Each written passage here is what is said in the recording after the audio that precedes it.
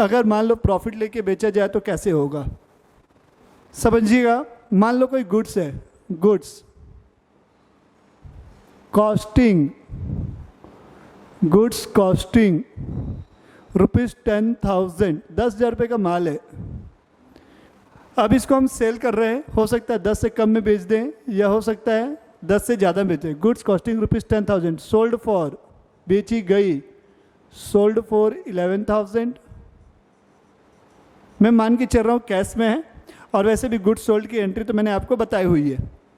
Sold for 8,000, ये दोनों situation हो सकती हैं, नुकसान में भी बेचा जा सकता है और फ़ायदे में भी बेचा जा सकता है। सपोज़ मैं मान के चल रहा हूँ कैश में बेच रहे हैं, तो हमारे पास क्या होगा, गुड्स बेचेंगे तो पैसा आएगा। तो इसमें आइडेंटिफाई करूँ मैं ट्रांजैक्शन, तो ट्रांजैक्शन में क्या क्या होगा, 3 आइटम आएंगे। पहला आइटम होगा कैश, पैसा आएगा, किस वजह से आएगा, सेल्स की वजह से आएगा। सर 10,000 के बदले आपको 11,000 मिल रहा है, मतलब 1,000 रुपये तुम्हारा क्या हो गया, प्रॉफिट हो गया, प्रॉफिट। तो कैश आएगा, एसेट है, आएगा तो रियल अकाउंट हो गया, ये एसेट मतलब रियल अकाउंट। तो कैश अकाउंट क्या हो जाएगा, डेबिट हो जाएगा। कैश अकाउंट क्या होगा हमारा, डेबिट होगा। सेल्स है, सेल्स हमारी इनकम हुई, सेल्स हमारी इनकम, इनकम मतलब क्या हुआ, नॉमिनल अकाउंट हुआ, नॉमिनल अकाउंट। तो ये क्या करेंगे, क्रेडिट करते हैं। और प्रॉफिट भी हमारा क्या हुआ, नॉमिनल अकाउंट हुआ, तो ये भी क्या होगा, क्रेडिट होगा, नॉमिनल अकाउंट। तो जर्नल एंट्री क्या बनेगी, कैश अकाउंट डेबिट, कितने रुपए आएंगे मेरे पास, माल बेचूंगा तो सर 11,000 रुपये आएंगे, तो कैश अकाउंट डेबिट करूंगा मैं 11,000 रुपीज़ से। टू सेल्स अकाउंट 10,000 रुपये से, टू सेल्स अकाउंट 10,000 रुपये। हमेशा जो भी परचेज या सेल्स होगा वो कॉस्ट प्राइस से डेबिट या क्रेडिट होती है, और जो डिफरेंस अमाउंट होता है प्रॉफिट या लॉस कहलाएगा। तो ये जो डिफरेंस अमाउंट है 1,000 रुपये की, तो to profit and loss account 1,000 रुपये। तो उसी प्रकार अब यहाँ पास आएंगे, सोल्ड फॉर 8,000 है, तो कैश और सेल तो यहाँ भी रहेगा, क्या क्या रहेगा, कैश रहेगा, सेल्स रहेगा, ये 2 अकाउंट तो रहेंगे ही रहेंगे।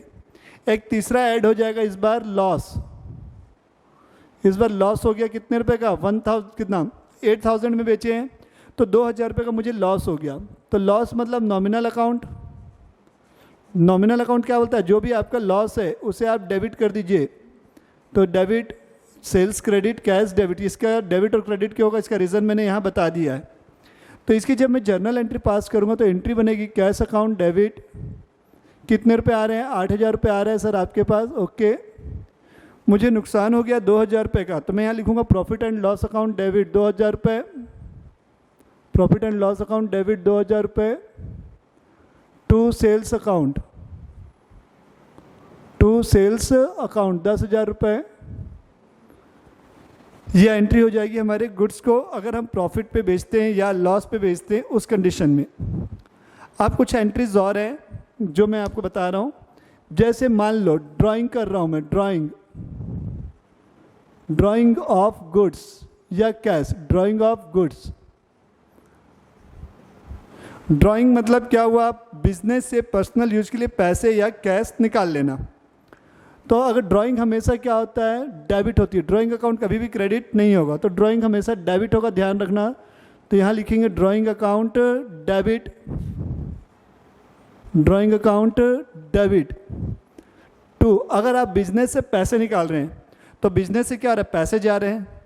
अगर आप बिजनेस से गुड्स निकाल रहे हैं तो गुड्स जा रही है, ठीक है। तो ये, तो गुड्स जब जाएगी तो उसके लिए परचेज यूज़ किया जाएगा, परचेज हमारी कम हो रही है, स्टॉक। या अगर कैश निकालें तो टू कैश अकाउंट। ये ड्राइंग ऑफ गुड्स के लिए एंट्री हो गई हमारी। तो ये सारी एंट्रीज हैं, नोट डाउन करते हुए चलिएगा। आते हैं कुछ और एंट्रीज पे।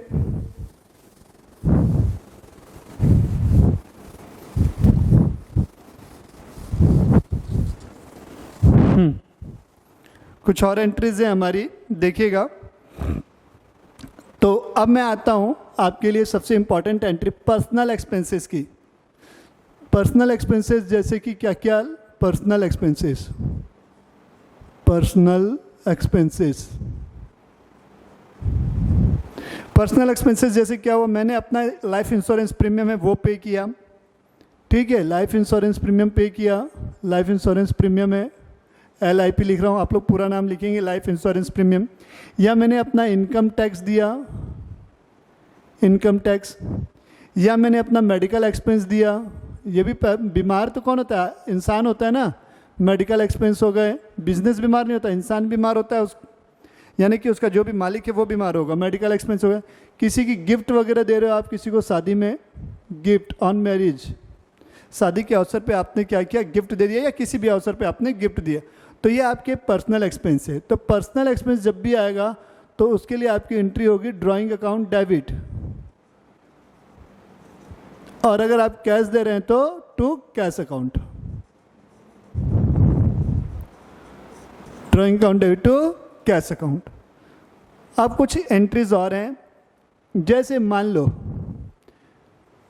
ठीक है, कुछ एंट्रीज और बता रहा हूँ। जैसे मैंने क्या किया, बिजनेस में पैसे लगाए थे, हाँ सर आपने बिजनेस में पैसे लगाए थे, तो उस पैसे पे अगर इंटरेस्ट अलाउ होता है तो इंटरेस्ट ऑन कैपिटल की entry, interest on capital, interest on capital, ठीक है, इंटरेस्ट ऑन कैपिटल। तो बिजनेस के पॉइंट ऑफ व्यू से मैं देखूँ तो इंटरेस्ट हमारे लिए क्या हो जाएगा, खर्चा हो जाएगा। तो ये आएगा पहला आइटम, इंटरेस्ट ऑन कैपिटल, पहला आइटम आएगा इंटरेस्ट, और दूसरा आइटम आएगा कैपिटल। एक्चुअल में पेमेंट कैश में नहीं होती इसकी, ये एक नॉशनल एंट्री है जिसे हम क्या करेंगे, उसके कैपिटल अकाउंट में ऐड करेंगे, ठीक है। इसे कभी भी नकदी पेमेंट नहीं करेगा बिजनेस। तो इंटरेस्ट क्या हुआ, एक्सपेंस हुआ, नॉमिनल अकाउंट हो गया ये, ठीक है, ये नॉमिनल अकाउंट हो गया। तो ये क्रेडिट क्या होगा, डेबिट हो गया। कैपिटल क्या हो जाएगी, इंटरेस्ट की वजह से मेरी कैपिटल बढ़ जाएगी, इसलिए इसे हम क्या करेंगे, क्रेडिट करेंगे। तो जर्नल एंट्री मेरी क्या बनेगी इसकी, इंटरेस्ट ऑन कैपिटल बोलो या इंटरेस्ट अकाउंट बोलो, ज़्यादा अच्छा रहेगा, interest on capital account use किया जाए। Interest on capital account debit to capital account, to capital account. ये बिजनेस के लिए क्या हो गया, खर्चा हो गया। उसी प्रकार आपने बिजनेस से अगर कोई पैसा निकाला है, जिसे मैं किसका नाम देता हूँ, ड्राइंग का नाम देता हूँ, तो इंटरेस्ट ऑन ड्राइंग की entry, interest on drawing, interest on drawing, interest on drawing. ये इंटरेस्ट ऑन ड्राइंग की एंट्री क्या होगी, ड्राइंग बिजनेस से अपन ने पैसा निकाला है, उसके ऊपर क्या हो रहा है, बिजनेस को अब हमने बिजनेस से ड्राइंग की, तो जैसे आपने बिजनेस में पैसा लगाया था, आप मांगने चले गए, भाई पैसा दो पैसा दो पैसा दो, ब्याज दो, तो बिजनेस बोले बेटा अब रुक, अब तू भी पैसा निकालें, चल तू भी ला इंटरेस्ट। तो ये बिजनेस के लिए क्या होगा, इनकम। तो बिजनेस के लिए इनकम हुई, तो ड्राइंग डेबिट होगा, ड्राइंग को बढ़ा देंगे हम, ड्राइंग अकाउंट डेबिट टू, अब ये इनकम है, इनकम क्या होती है, क्रेडिट होती है। तो इंटरेस्ट ऑन ड्राइंग, IOD लिख रहा हूँ मैं शॉर्ट में, interest on drawing account, drawing account debit to interest on drawing account. ये हमारी एंट्रीज होंगी। कुछ एंट्रीज और हैं,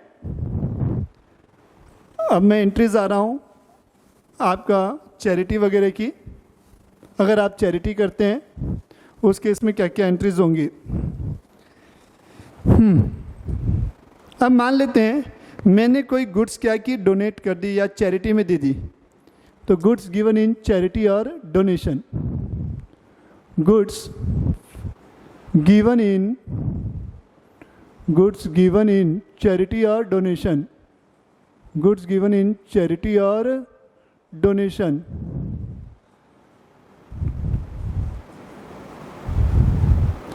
गुड्स गिवन इन चैरिटी और डोनेशन, तो चैरिटी और डोनेशन है हमारा, एक्सपेंस हो गया, तो इसको अपन डोनेशन या चैरिटी अकाउंट लिखेंगे, डोनेशन या चैरिटी जो भी है हमारा। तो ये हमारे लिए क्या हो गया, एक्सपेंस हो गया, ठीक है। तो ये क्या हो गया, नॉमिनल अकाउंट हो गया, नॉमिनल अकाउंट। तो नॉमिनल अकाउंट क्या बोलता है भाई, डेबिट करो इनको। तो ये तो मुझे पता चल गया कि ये डेबिट होगा, कौन, डोनेशन या चैरिटी। अब मैं गुड्स दे रहा हूँ, तो हम यहाँ पर से क्या करेंगे, अपनी परचेज को कम करेंगे, बिजनेस का स्टॉक कम हो जाएगा, परचेज कम हो रही है, इसलिए इसको हम क्या करेंगे, क्रेडिट करेंगे। तो एंट्री क्या बनेगी, डोनेशन और charity account debit to purchase account, ठीक है। Donation account debit to charity या सॉरी डोनेशन और charity account debit to purchase account.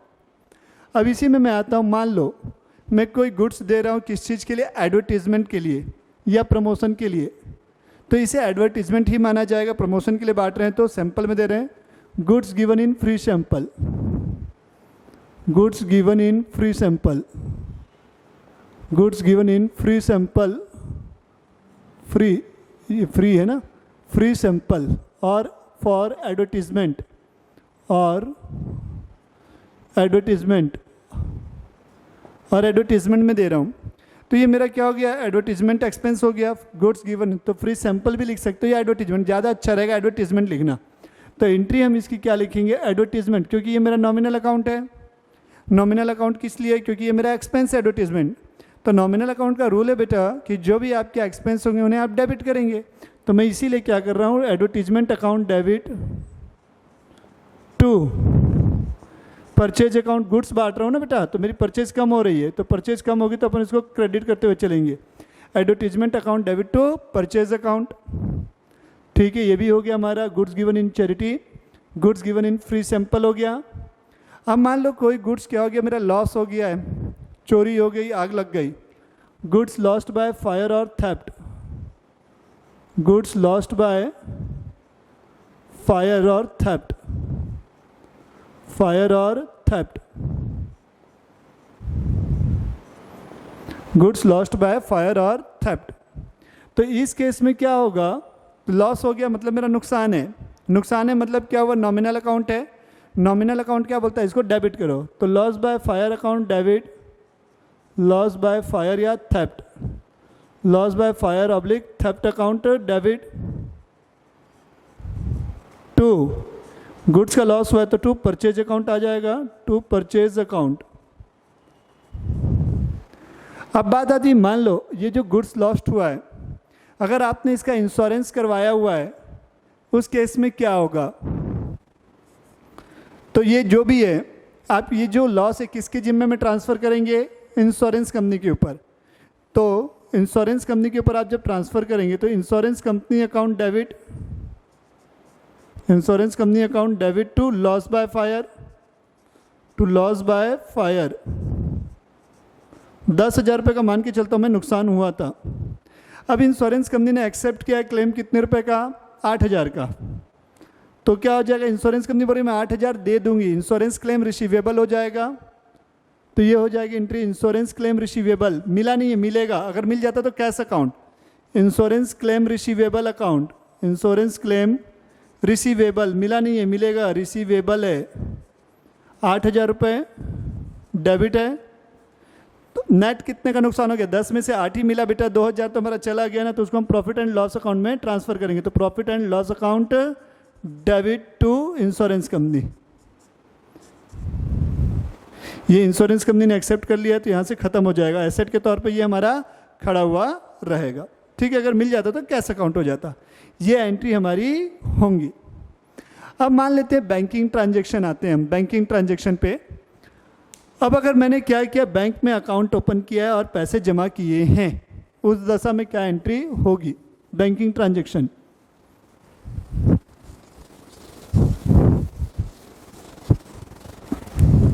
Basic entries बता रहा हूँ मैं, एडवांस लेवल की एंट्रीज नहीं बता रहा हूँ बैंकिंग की, केवल बेसिक एंट्रीज के बारे में डिस्कस करूँगा मैं, ठीक है। तो बैंक में जैसे आपने पैसे जमा किए, cash deposit into bank, cash deposit into bank, cash deposit into bank, into bank. तो यहाँ पर दो चीज़ें आएंगी, एक आएगा कैश, एक आएगा बैंक। कैश और ये हो गया बैंक, जो भी बैंक है, ICICI बैंक, जो भी बैंक हो। तो कैश हमारे पास से जाएगा, एसेट कम होगी, कहाँ ट्रांसफ़र होगा, बैंक में। तो बैंक का बैलेंस बढ़ेगा, तो एक बैंक का बैलेंस बढ़ रहा है, एक एसेट बढ़ रही है बोल सकते हैं। ये रिसीवर भी हो गया, अगर हम बोले ये आर्टिफिशियल पर्सन है तो क्या हो जाएगा हमारा, ये बैंक अकाउंट डेबिट, बैंक का बैलेंस बढ़ेगा, bank account debit to cash account, bank account debit to cash account. आगे बढ़ते हैं, bank account debit to cash account हो गया। अब बैंक से मैं पैसे विड्रॉ कर रहा हूँ, अगर ऑफिशियल यूज़ के लिए निकाल रहा हूँ तो जस्ट अपोजिट एंट्री होगी, cash withdrawn from bank for official purpose, cash withdrawn from bank. अब दो चीज़ें हैं फ्रॉम बैंक, एक होता है फॉर पर्सनल, पहला क्या आएगा फॉर पर्सनल यूज़, और दूसरा आएगा ऑफिशियल यूज़ के लिए। ऑफिशियल यूज़ के लिए निकालोगे तो बैंक का बैलेंस तो कम होगा, मेरे पास कैश आएगा जस्ट अपोजिट, तो ये एंट्री होगी cash account debit to bank account. Bank का बैलेंस कम हो रहा है, एसेट कम हो रही है, या बैंक हमें देने वाला है, क्रेडिट द गिवर, तो ये cash account debit to bank account. अब बात कर रहा हूँ पर्सनल यूज़ के लिए आप निकाल रहे हो, तो जब भी पर्सनल यूज़ आता है तो उसको हम ड्राइंग बोलते हैं, क्या बोलते हैं, ड्राइंग। तो ये होगा drawing account debit to, bank से क्या कर रहे हैं, पैसे निकाल रहे हैं, तो बैंक का बैलेंस कम, टू बैंक अकाउंट, ये हो गया। अब क्या होता है, बैंक के पास जो भी पैसा था हमारा जमा था उस पर हमें इंटरेस्ट मिल रहा है, इंटरेस्ट ऑन बैंक डिपॉजिट, तो बैंक का बैलेंस बढ़ेगा। बैंक हमारे घर लाके पैसा नहीं देता है, आपके अकाउंट में डायरेक्ट वो क्या कर देता है, क्रेडिट कर देता है, मतलब आपका बैंक का बैलेंस बढ़ जाता है। तो बैंक इंटरेस्ट की अगर मैं एंट्री करूं, बैंक इंटरेस्ट अलाउड, तो बैंक का बैलेंस बढ़ेगा। किसका बैलेंस बढ़ेगा, यहाँ पर भी वही दो चीज़ें आएंगी, एक आएगा बैंक इंटरेस्ट, तो बैंक का बैलेंस बढ़ेगा, तो bank account debit to bank interest account, interest हमारी इनकम है तो bank interest account, bank account debit to bank interest account, ये हो जाएगा। अब एक और केस है, अब मान लो बैंक में जो मेरा पैसा जमा था, ठीक है, उस पर तो मुझे इंटरेस्ट मिल गया। अब मान लो किसी कारण से मेरा कोई चेक बाउंस हो गया, या कोई रिन्यूअल चार्जेस हो गए, या कोई एनुअल मेंटेनेंस चार्जेस हो गए बैंक के, तो वो बिना प्रायर इन्फॉर्मेशन के आपके अकाउंट से पैसा काट भी सकता है, आपके अकाउंट को डायरेक्ट डेबिट करेगा, तो बैंक चार्जेस लगेंगे। तो बैंक चार्जेस मतलब क्या हुआ, हमारे लिए खर्चा हुआ, तो बैंक चार्जेस हमारा क्या हुआ है, एक्सपेंस। तो मैं एंट्री समझा रहा हूँ, bank charges charged by bank, entry किस चीज़ की है, बैंक चार्जेस की। तो bank charges nominal account expense है, बैंक चार्जेस अकाउंट डेबिट। अब इससे क्या होगा, बैंक का बैलेंस कम हो जाएगा, तो bank charges account debit to bank account, bank charges account debit to bank account. अब मान लो क्या हुआ, मुझे किसी से पेमेंट लेनी थी और वो पेमेंट मुझे डायरेक्टली मिल गई और मैंने क्या किया, उसी दिन बैंक में जमा कर दिया। Check received and deposited same day, cheque received and deposited same day, deposited same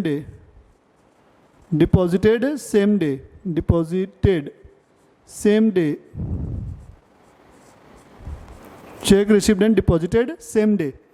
तो हमारा क्या होगा, बैंक का बैलेंस बढ़ेगा, बैंक अकाउंट डेबिट, और जिससे मिला क्रेडिट द गिवर, तो देने वाला तो हमारे लिए डेटर होगा, तो to debtor account, credit the giver, personal account होता है डेटर, टू डेटर अकाउंट। अब मान लो चेक मिला है बट मैंने उसे सेम डे डिपॉजिट नहीं किया, cheque received but not deposited same day, cheque received but not deposited same day, उस केस में क्या, cheque received but not deposited same day. तो हम आते हैं इसमें cheque received but not deposited same day में, चेक रिसीव्ड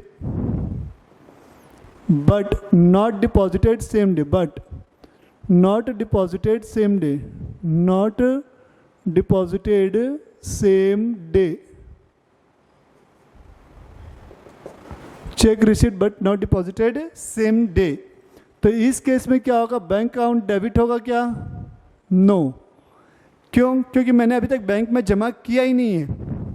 तो हम जो चेक मिल रहा है उसे हम क्या मानेंगे, कैश या चेक इन हैंड बोलेंगे, cheque in hand account, cash या cheque in hand account debit to जिस भी पार्टी से मुझे ये पैसा मिला, मतलब क्रेडिट द गिवर, तो देने वाला कौन, डेटर, तो टू डेटर अकाउंट। कैश और cheque in hand account debit to debtor account. Okay, अब ये चेक मान लो बाद में किसी और दिन क्या हो रहा है, डिपॉजिट हो रहा है, सब्सिक्वेंटली डिपॉजिट कर रहे हैं हम, वेरी नेक्स्ट डे, 1 महीने बाद, 15 दिन बाद, कभी भी बाद में ये चेक क्या कर रहे हैं, बैंक में जमा कर रहे हैं। अब क्या होगा, अब आएगा यहाँ पर bank account debit, bank account debit to cheque in hand लिखो, अगर चेक इन हैंड डेबिट किए थे तो, अगर कैश डेबिट किए थे तो कैश, मतलब यहाँ जो डेबिट हुआ था वही चीज़ यहाँ क्रेडिट हो जाएगी, टू कैश या चेक इन हैंड। कुछ इंपॉर्टेंट यहाँ तक लगभग ऑलमोस्ट मैंने जर्नल एंट्रीज क्लियर कर दी हैं। कुछ नोट्स ध्यान रखना। नोट नंबर 1, कुछ इंपॉर्टेंट नोट्स हैं, ध्यान रखिएगा।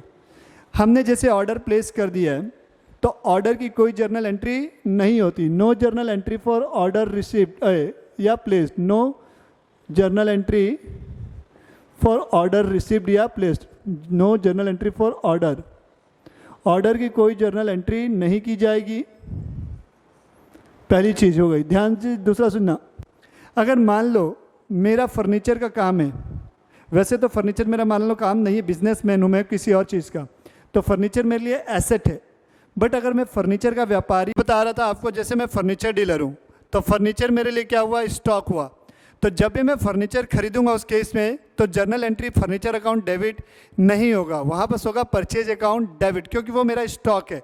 अगर आप, मेरे कहने का मतलब क्या, अगर आप किसी चीज़ की डीलिंग कर रहे हैं, भले ही वो क्या हो, मशीनरी हो, फर्नीचर हो, कुछ भी हो, अगर तो वो आपके लिए स्टॉक हुआ, और जब भी स्टॉक की परचेज और सेल होगी तो वहाँ परचेज और सेल्स अकाउंट आएगा, ना कि कोई एसेट अकाउंट। क्लियर है चीज़ें।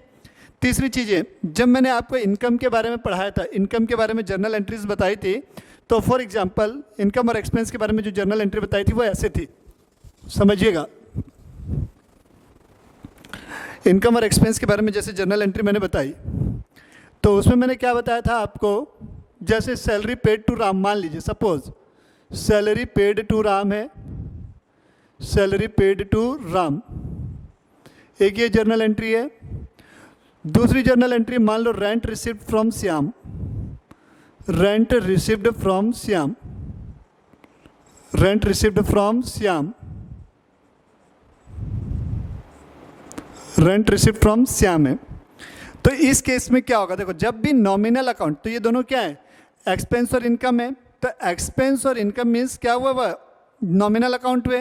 तो जब भी आप नॉमिनल अकाउंट में बात करेंगे तो हमें वो इनकम किससे मिली, किसी पर्सन से मिली, या कोई खर्चा हमने किसी आदमी को दिया, तो ये इररिलेवेंट है। ये क्या है, इररिलेवेंट। हमें केवल ये ध्यान रखना है कि नॉमिनल अकाउंट में एक साइड वो इनकम या एक्सपेंस डेबिट या क्रेडिट होंगे, इनकम है तो इनकम क्रेडिट होगी। जैसे यहाँ पर क्या हो रहा है, रेंट है तो रेंट क्या हो जाएगा, टू रेंट, कैश में मिलता है तो कैश अकाउंट डेबिट। कहने का मतलब एक साइड कैश और एक साइड वो इनकम और एक्सपेंस होंगी, नेम ऑफ पर्सन से कोई लेना देना नहीं होता। दूसरी चीज़ें और कुछ चीज़ें और हैं, जैसे मैंने कोई एक लैंड खरीदी, एक लैंड परचेज की, मैंने लैंड परचेज, मान लेते हैं 2 लाख की लैंड थी, ब्रोकरेज मैंने दी है, इसमें 20,000 रुपये की ब्रोकरेज दे दी है, दलाली 20,000 रुपये की, और इसको अपने नाम में रजिस्टर्ड करवाने में रजिस्ट्री का पेमेंट किया 30,000 रुपये। तो ये लैंड की कॉस्टिंग हो रही है 2,50,000 रुपये। तो कहने का मतलब क्या है, समझना बेटा ध्यान से, तो किसी भी एसेट को खरीदने से रिलेटेड जितने भी खर्चे हैं, पुट टू यूज़ तक, यूज़ होने तक बनाने के लिए, यूजेबल बनाने तक के लिए अगर कोई भी खर्चे होते हैं तो वो उसकी कॉस्ट में ऐड कर दिए जाते हैं।